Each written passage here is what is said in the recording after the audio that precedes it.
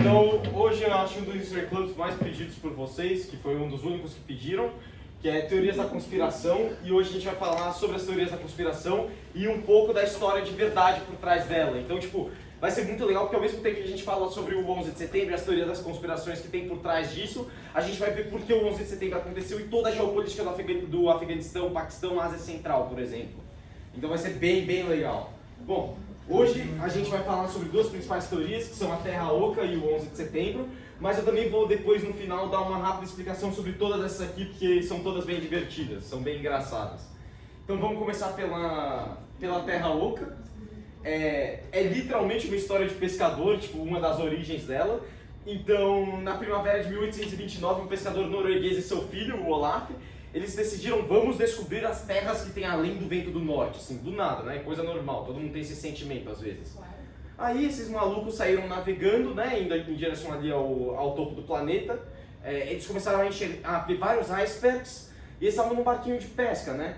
Eventualmente, eles foram pegos ali numa tempestade, num barquinho de pesca, eles começaram a rodar, e do nada a tempestade passou e eles viram um belo sol vermelho no horizonte, assim. Só que o sol estava meio que se aproximando deles quanto mais eles andavam. E aí meio que eles perceberam que eles estavam num novo ambiente ali, porque eles começaram a ver uma ilha cheia de árvores, toda bonitinha assim.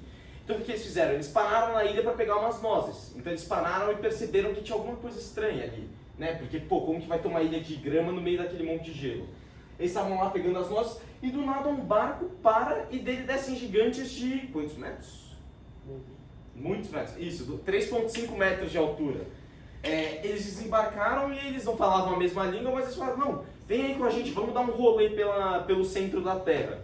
E aí beleza, né? Os caras ficaram lá 2 anos viajando com os gigantes e se divertindo. Esses gigantes, eles eram altos, né, lógico, eles viviam cerca de 800 anos, alguns dizem que eles não tinham a capacidade de ficar doentes, então eles nunca ficavam doentes, e também dizem que eles eram muito bons em tocar música, então eram gigantes que eram espertos, gostavam de música e viviam praticamente para sempre.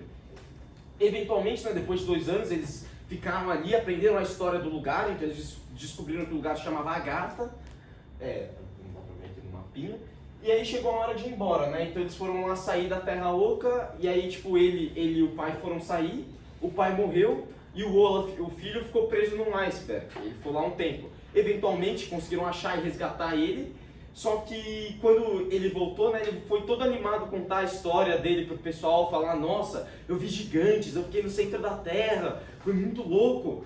E aí quando ele contou a história, internaram ele num manicômio.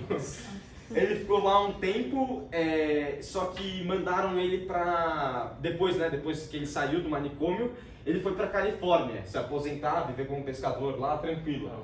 Ele viveu lá durante um bom tempo, até que no leito de morte, ele estava na cama do seu hospital muito doente, próximo à morte, e ele contou a história para o vizinho dele. E o vizinho dele não era ninguém mais, ninguém menos do que Albert Einstein. Não, estou brincando, óbvio que não. O vizinho dele era só um escritor famoso, então ele pegou essa história que ele contou e publicou para o pessoal e saiu nas revistas, e no próprio livro que ele escreveu depois. E assim a teoria ficou um pouquinho famosa, né? Isso é só uma das versões, tem várias versões de Terra Oca, tem a versão dos caras lá da China antiga, tem versões antigas da Europa, tem outras versões modernas, mas enfim, a Terra Oca, né, se acredita que essa versão, né, que é uma crosta fina de só 12 quilômetros, a maioria diz que tem uma entrada em cada polo, né, que onde dá para entrar de barco ou nadando, e se você entrasse, você não ia nem perceber que você meio que trocou de lado, e tá tipo, meio que ponta cabeça assim, não ia dar nem para perceber. Quando você passasse.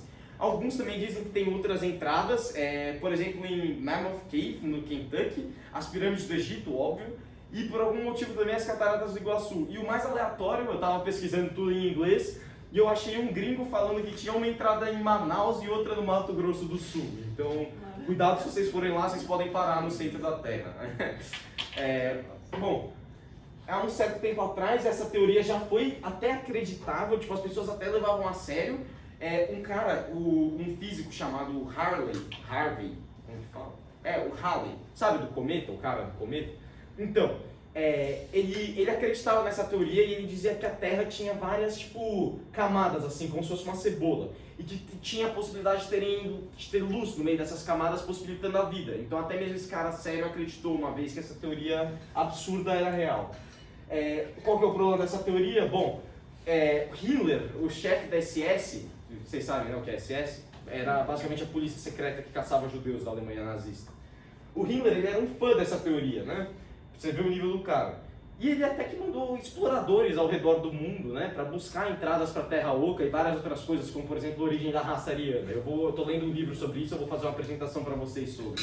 Mas o problema dessa teoria é que tem muita gente que é meio neonazista, que acredita que os nazistas se esconderam no centro da Terra e vão conquistar o mundo e a raça superior vai tomar o poder saindo do centro da Terra. Então tem um pequeno problema nessa teoria.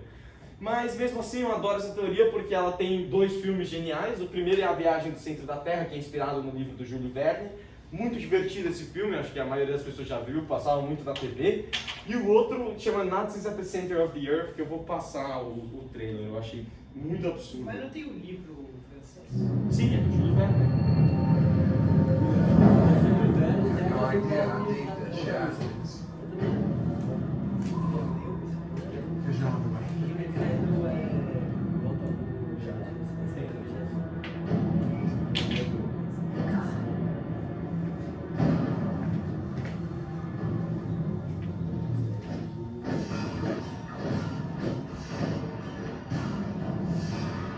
Joseph Mengele, the Angel of Death. Alguém sabe quem que é o Mengele? Sim. O Mengele era um médico nazista que fez diversos experimentos e ele tinha alguma fixação bizarra por gêmeos judeus. Então ele ficava tentando, tipo, mudar a cor de olho de um gêmeo para ver se mudava a cor do olho do outro. Esse cara é bizarro, cara. E ele foi se refugiar no Brasil. Dr. Joseph Mengele, the Angel of Death. Butcher of Auschwitz. We can help them, or we can die.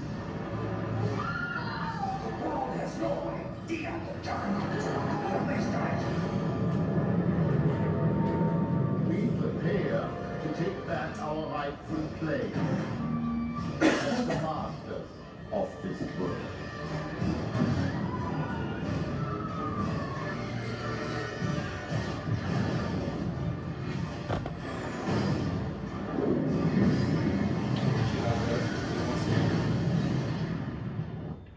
Que é o cara, tipo, abrindo a cara dele. Bom, vamos pro próximo tópico agora, que acho que é o que as pessoas são mais interessadas.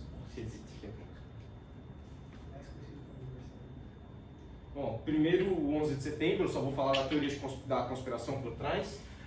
Aconteceu, né, em 11 de setembro de 2001, acho que todo mundo sabe. E a primeira teoria da conspiração é que o combustível do avião ele não consegue derreter o aço. Isso tem um fundo de verdade, porque o combustível de avião só chega a 1500 Fahrenheit. Quando pega fogo, né? Mas o aço ele só derrete a 2500 Fahrenheit. Só que o que acontece é que o aço, na verdade, ele começa a se fragilizar a partir de 600 Fahrenheit. Então o aço podia não estar derretido, mas só dele estar fragilizado ali, ele não aguentou o peso do prédio e acabou cedendo. E aí o prédio caiu, então por isso. A segunda teoria é que era uma explosão controlada. Muitos dizem isso porque o prédio ele caiu na vertical. Só que diversas faculdades e institutos de pesquisa independentes fizeram testes e simulações e eles perceberam que com o ângulo que o avião bateu era para ele cair verticalmente mesmo. A terceira teoria desse dia é que o Pentágono ele foi atingido por um míssil e não por um avião. Eles dizem isso porque a envergadura de um avião é de 38 feet e o buraco no Pentágono só tinha 22 feet. Então, né, tipo, como que não quebrou inteiro? Isso aconteceu porque uma asa bateu primeiro no Pentágono junto com o resto do avião. E a outra ela saiu voando e não bateu no Pentágono. Então meio que tipo, sobrou uma asa. Por isso que tem 22 feet e não 38. Bom, a quarta é que o voo 993 da United ele foi na verdade derrubado pelo governo. Esse é aquele voo que o pessoal se rebelou contra os sequestradores. E eles mesmos derrubaram um avião ali no meio do caos, não dá para saber direito o que aconteceu, mas teve uma rebelião, um motim contra os sequestradores e, bom, e o avião caiu. Só que a teoria diz que esse avião foi derrubado, porque ele estava indo na direção da Casa Branca. E essa teoria tem também um fundo de verdade, porque o vice-presidente, não lembro quem era, perdão, mas ele realmente mandou derrubar o avião. Só que antes dos jatos decolarem e irem lá derrubar o avião, ele já tinha caído. Então, eles iam derrubar o avião de fato. Agora vamos para a minha parte interessante. Então, o mundo após a Primeira Guerra Mundial, o que a gente tem? As potências europeias, que antes dominavam o mundo, estão completamente fragilizadas, elas estão acabadas, elas estão ao frangalhos. Os Estados Unidos saiu do seu isolamentismo para tentar interferir nessa guerra europeia, consegue, eles vencem a guerra, os Estados Unidos não foi tão relevante assim, mas o Wilson, o presidente, tentou impor um pouco do American Way sobre os europeus, mas o Congresso não gostou tanto e eles voltaram para o isolationism de sempre. Eles ficaram nessa até a Segunda Guerra Mundial. A Europa, que já estava completamente destruída, tem uma briga interna de novo e dessa vez eles saem completamente arrebentados. É uma guerra que ceifou 70 milhões de mortes, como vocês já viram aqui no clube anteriormente. Depois da guerra, a gente tem dois superpoderes, os Estados Unidos e a União Soviética, que brigariam pelo controle global, brigando para ver quem era o melhor sistema econômico. Bom, os Estados Unidos tinha medo de um tal efeito dominó. Se você já estudou Guerra do Vietnã, já ouviu falar sobre, com certeza você sabe disso. Mas era basicamente o medo que, por exemplo... Cadê? Aqui. Que se, por exemplo, o Vietnã caísse, todos os países ao seu redor cairiam junto. Só que esse medo não se aplicava só ao Vietnã, ali, aquela parte da Ásia, também se aplicava à Ásia Central. E os Estados Unidos constantemente tentavam segurar os soviéticos e as táticas de guerrilha deles. Porque os soviéticos eles não tinham o poder de barganha dos Yankees. Os americanos podiam oferecer muito mais coisa econômica, liberdade política, um monte de coisa para os governos que era mais chamativo. Os soviéticos, o que eles podiam fazer era fazer as salami tactics, que era ir aos poucos ali influenciando uma eleição, dando dinheiro para um golpe de Estado, e aos poucos ali chipping away o país e cair sobre a esfera de domínio soviética. Os dois lados, eles meio que faziam isso por meio de golpes. Então, a CIA fazia muitos golpes, tipo, meio que mandava dinheiro apoiava golpes, esse tipo de coisa. Uns exemplos são Guatemala, Indonésia, Chile e até mesmo no Brasil. A CIA já chegou a apoiar o golpe militar do Brasil, com Operation Brother Sun, como vocês podem ver aqui o navio. Não vou dar spoiler, porque quem não viu o IBSS vai ver no ano que vem. Acho que isso é do 10º ou do 9º? Eu sou do 10º. Então você já viu. Bom, então não é spoiler pra ninguém. E os soviéticos, eles também apoiavam golpes. Basicamente, quem estava aqui no dia sabe, mas Europa Oriental inteira, então a gente tinha Tchecoslováquia, Bulgária, Polônia e Cuba com golpes apoiados pelos soviéticos. E os Estados Unidos meio que, com esse medo do comunismo, eles conseguiram unir o mundo todo ocidental, né, o mundo todo que acreditava no capitalismo, sobre uma só bandeira, né, que era impedir o avanço do comunismo. Então você tinha pessoas que nunca deveriam formar aliança, estando do lado uma das outras, como por exemplo, gregos e turcos, que têm uma rixa histórica imensa, que se odeiam até hoje, se juntaram com medo do comunismo. Árabes e judeus se juntaram com medo do comunismo. Várias pessoas, até paquistaneses e indianos se juntaram com medo do comunismo para impedir seu avanço. Então você tinha toda essa gama de pessoas e países completamente diferentes que tinham como o único objetivo em comum deter o avanço do comunismo. Então eles se juntavam sobre essa mesma bandeira. Esse era o contexto do mundo quando a gente vai falar sobre o Afeganistão. Bom, o Afeganistão foi como o Vietnã dos russos. Então vamos voltar aqui um pouco na cronologia deles. Desde o século XIX, o Império Britânico e o Império Russo eles brigavam pelo controle dessa região, da Ásia Central. Isso causou muitos conflitos, saiu muita guerra disso, dessa briga dos britânicos e dos russos.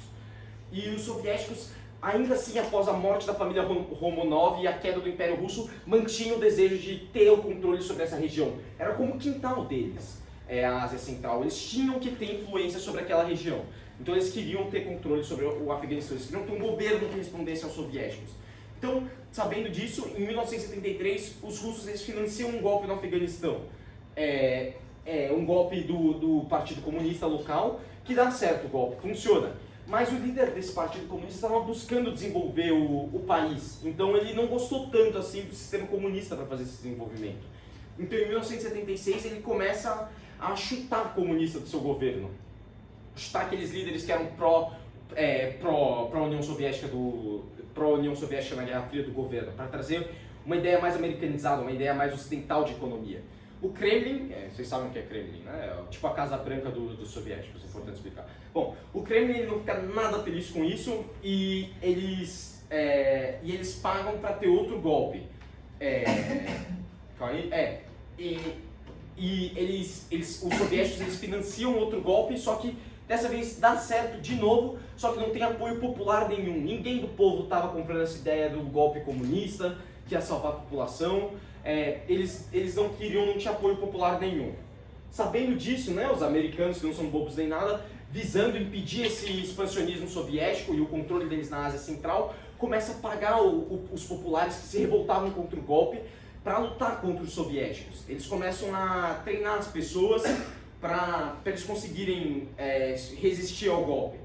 Bom, os soviéticos, né, com esses grupos de guerrilha se formando para chutar um novo governo, decidem intervir diretamente em 1979 e 1978. Eles fazem uma invasão ao Afeganistão para apoiar o novo governo no local que eles tinham colocado antes. Bom, com esse apoio, mais jovens islâmicos do mundo inteiro começam a ir para o Afeganistão, porque a União Soviética eles defendiam um sistema teísta, um sistema que abolia a religião. Todos os jovens muçulmanos se juntam para lutar e apoiar o Afeganistão, porque eles estavam lutando uma guerra santa na visão deles. Era uma guerra sobre religião, era uma guerra sobre defender o islamismo. E eles foram lá e, cara, eram jovens do mundo inteiro indo até o Afeganistão, pegando em arma para tentar lutar contra os soviéticos. Os americanos, qual que era a missão deles nisso? Meio que eles davam armamento e treinamento para os caras, para esses jovens que queriam ir para o Afeganistão lutar e até mesmo para os próprios jovens do Afeganistão. Qual que é o problema? O nome dessas pessoas que se opunham aos soviéticos eram chamados de mujahidins. Só que o problema dos mujahidins é que eles eram vários grupos completamente desorganizados que não concordavam em basicamente nada, a não ser tirar os soviéticos do poder. A única coisa que eles acreditavam é que tinha que tirar os soviéticos de lá. Só que eles discordavam em todo o resto. Então, tipo, interpretações do Alcorão, tudo isso eles discordavam. Como tinha que ser o governo depois que os soviéticos saíssem. O Paquistão, o Paquistão, nessa guerra, ele queria ser a potência regional da Ásia Central. Eles queriam ser meio que os manda-chuvas da Ásia Central. Eles queriam pegar toda a influência econômica, toda a influência que eles, até mesmo política, sobre os países da Ásia Central. Então eles veem nessa guerra um jeito deles conseguirem isso. Então, no meio da guerra do Afeganistão, eles iam conseguir ascender com a potência dominante da Ásia Central. Então, o que eles fazem? Todos esses jovens que queriam apoiar o Afeganistão, eles antes param no Afeganistão, onde eles receberiam um treinamento da CIA e ficariam nas madrasas. Essas eram escolas que ensinavam religião para os jovens, ensinavam o islamismo. E cada vez mais a versão do Islã que eles ensinavam para os jovens ia se radicalizando cada vez mais, cada vez mais, cada vez mais. Isso foi ficando meio perigoso, como vocês vão ver. Bom, os membros dessas escolas, né? Aqui na Chapel a gente faz school trip para Brasília, para Foz do Iguaçu. A school trip das madrasas era ir matar soviético no Afeganistão, né? Então, essas crianças, eles meio que eram criados para a guerra. Legal. Bom, o motivo deles lutarem é porque eles queriam transformar o Afeganistão. Eles queriam mostrar como um país, a força do islamismo, um país que ia resistir à ocupação imperialista, ia trazer o Islã como sua religião e sua forma de governo. Isso ia servir como um exemplo para todo o Oriente Médio e para todos os islâmicos.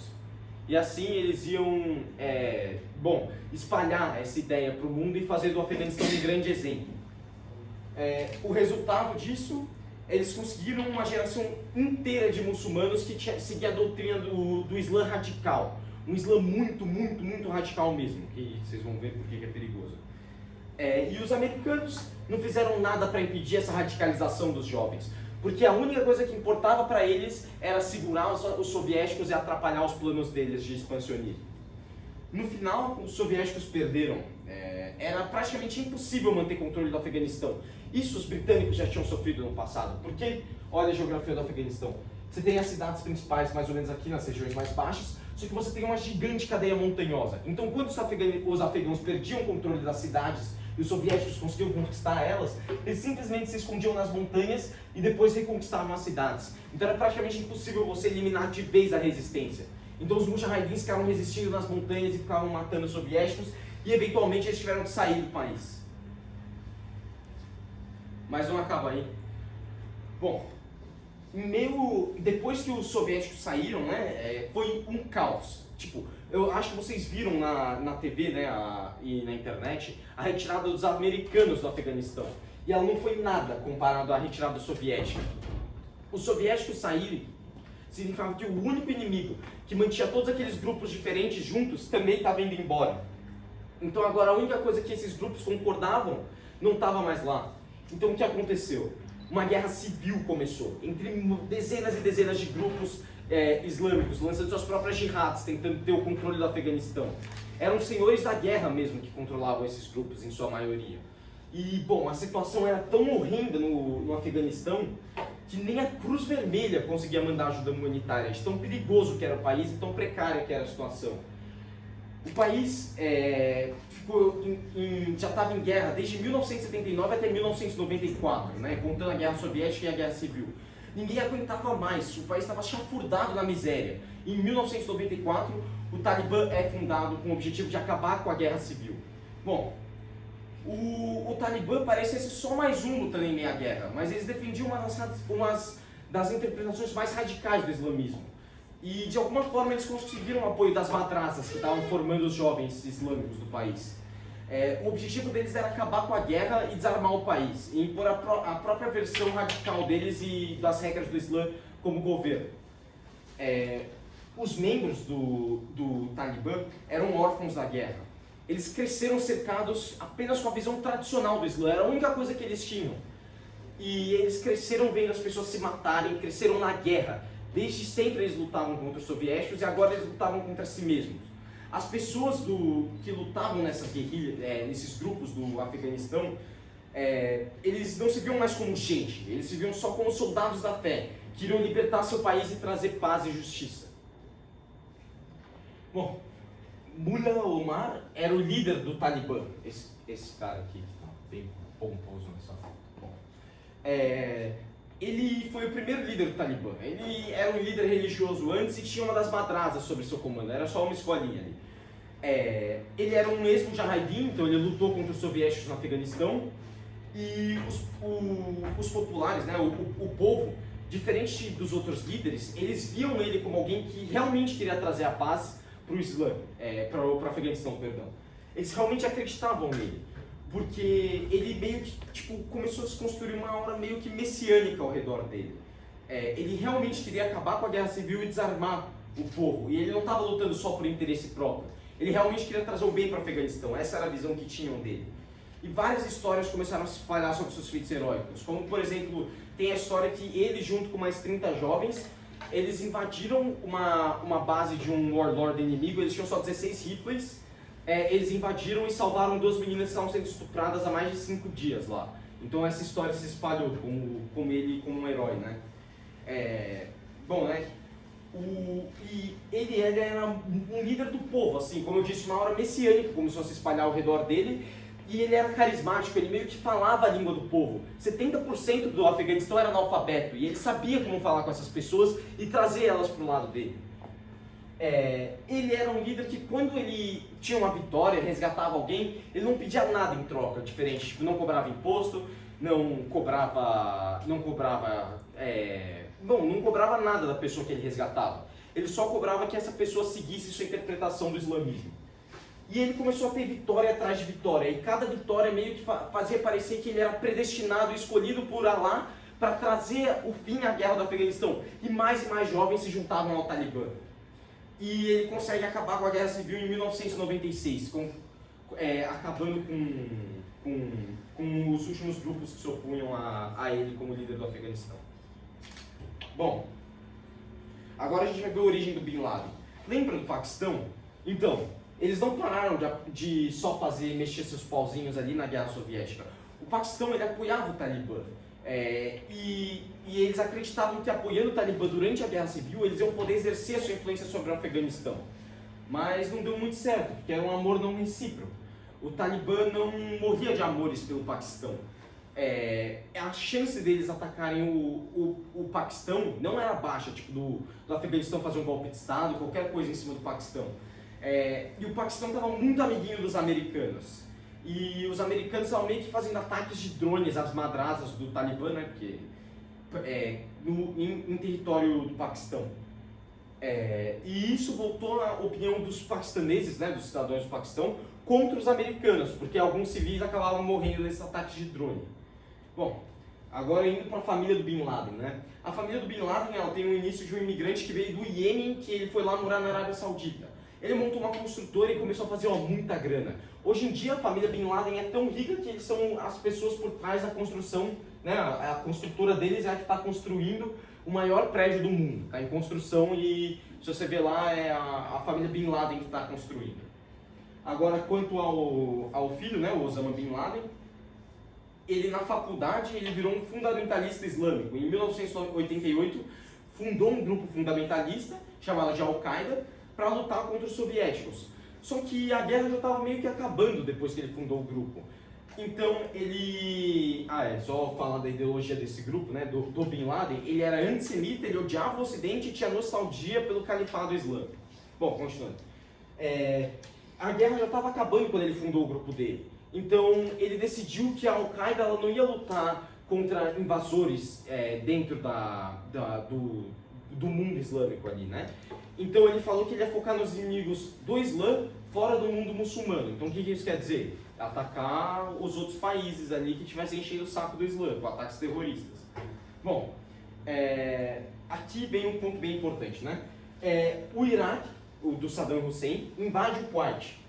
Eles invadiram o Kuwait e isso gerou uma repercussão internacional imensa. E o líder da Arábia Saudita, que era onde estava o Bin Laden e a Al-Qaeda, ele fica tremendo de medo, porque a Arábia Saudita não tinha um exército bem formado na época, e o Saddam Hussein, por que ele pararia no Kuwait? Ele pode só invadir a Arábia Saudita, o exército deles não ia conseguir aguentar o Saddam Hussein. Então ele estava tremendo de medo. E aí o Bin Laden fala, olha, eu tenho 100 mil jovens da Al-Qaeda que podem defender o país. E os líderes da Arábia Saudita pensaram, bom, se a gente aceitar esses caras aqui, vai ter um monte de terrorista andando armado na rua, meu, eu não quero isso. Vai ser perigoso pro meu país, vai acontecer que nem no Afeganistão. A gente pode entrar numa guerra civil absurda e morrer um monte de gente e a gente perdeu o controle. Então não Bin Laden, sua aposta foi negada. E ao invés de aceitar a ajuda do Bin Laden, ele fala assim, tio Sam, me ajuda aqui, por favor.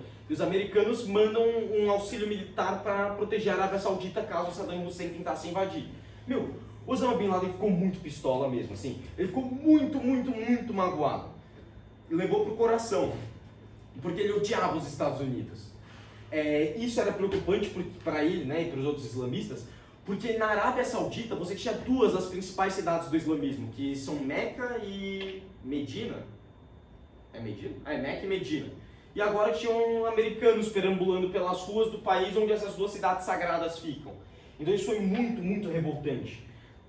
O Osama ficou tão bravo, mas tão bravo, que ele começa a falar uma besteira da família real saudita e ele é cordialmente pedido que ele se retire do país, né? Porque ele podia matar eles com a Al-Qaeda. E ele transformou o Sudão na base nova dele, né? Bom, o Bin Laden, lá no Sudão, ele começa a treinar terroristas e exportar eles para o mundo. Um dos primeiros ataques que a Al-Qaeda esteve por trás foi um carro-bomba de 1993, que foi explodido em frente ao World Trade Center, né, lá nas Torres Gêmeas em Nova York. E mataram 6 pessoas, incluindo uma grávida. Depois que ele fez isso, o Sudão tomou um cobra internacional, a Arábia Saudita, os Estados Unidos e o Egito chegaram no Sudão e falaram, irmão, que isso? Você está abrigando terroristas, você está escondendo terroristas, prende esse cara, meu. E aí o Sudão no começo não levou, tanto faz, deixa esses caras falando aí no meu ouvido. Só que em 95 eles perceberam que não era uma boa ideia ter terroristas escondidos no próprio país. Eles começaram a caçar o Bin Laden. O Bin Laden ele fugiu do Sudão e voltou para o Afeganistão no finalzinho da Guerra Civil.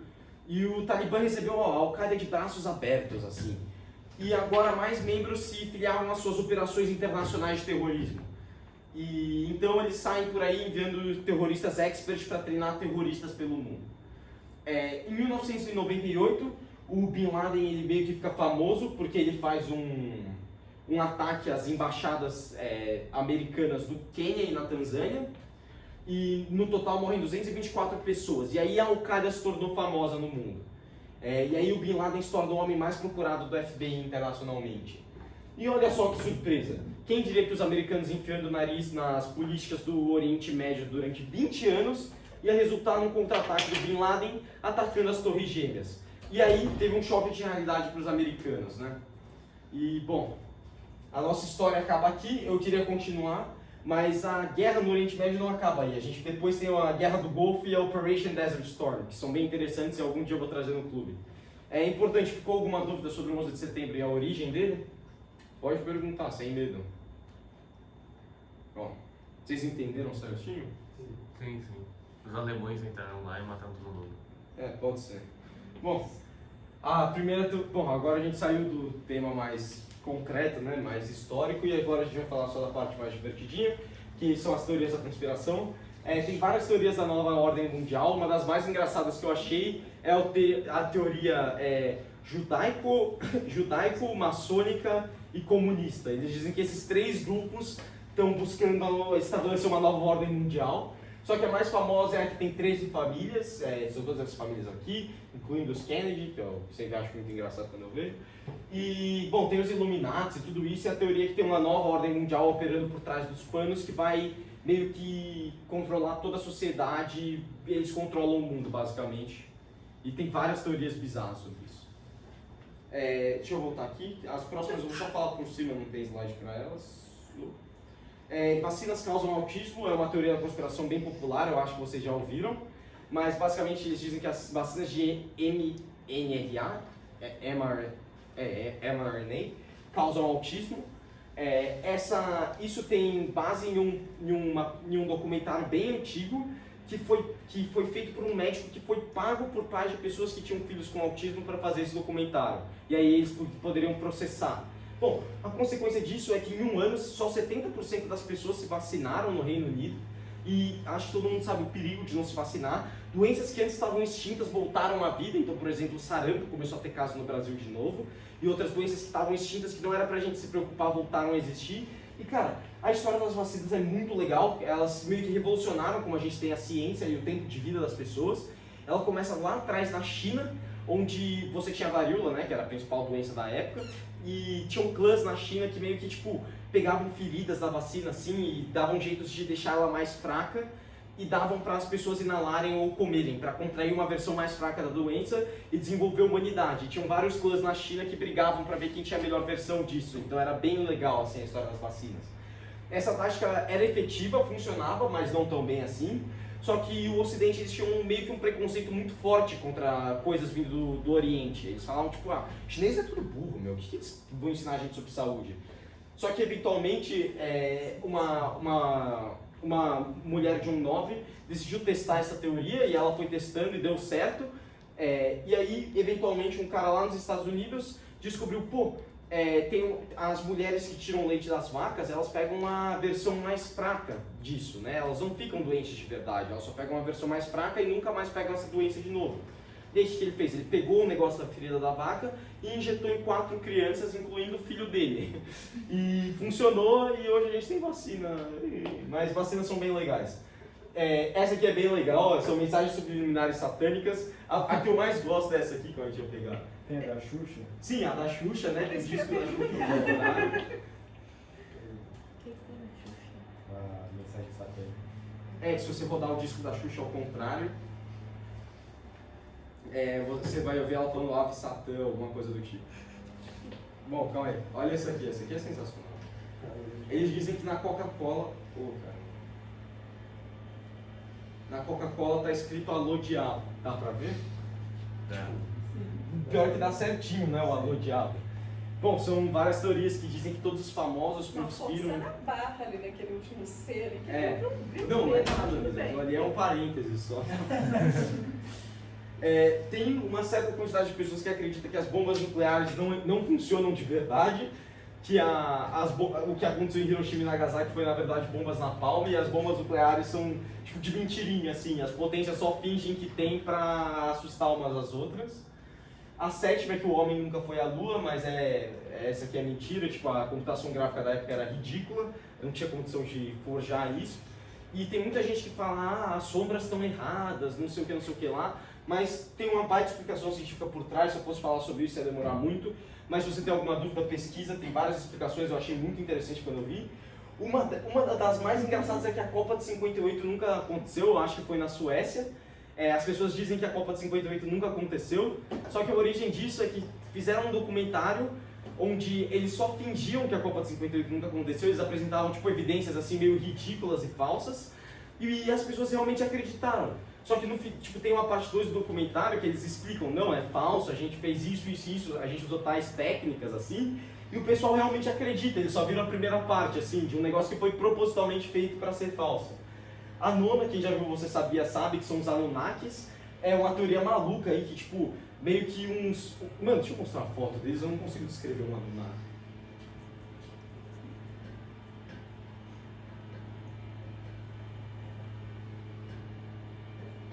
São uns bichão doidos assim, tipo parecem assim uns deuses egípcios mesmo.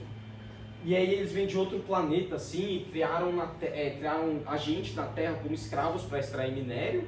E aí tipo, tudo que tem na Bíblia e em outras religiões eles meio que explicam. Então em algum momento teve tipo uma arca de Noé que aconteceu de verdade, e aí o Deus que criou os humanos ficava fazendo não sei o que lá. É muito confuso, mas é bem engraçado os Anunnakis. Tem vídeo do Você Sabia sobre isso de 10 minutos, vale a pena ver.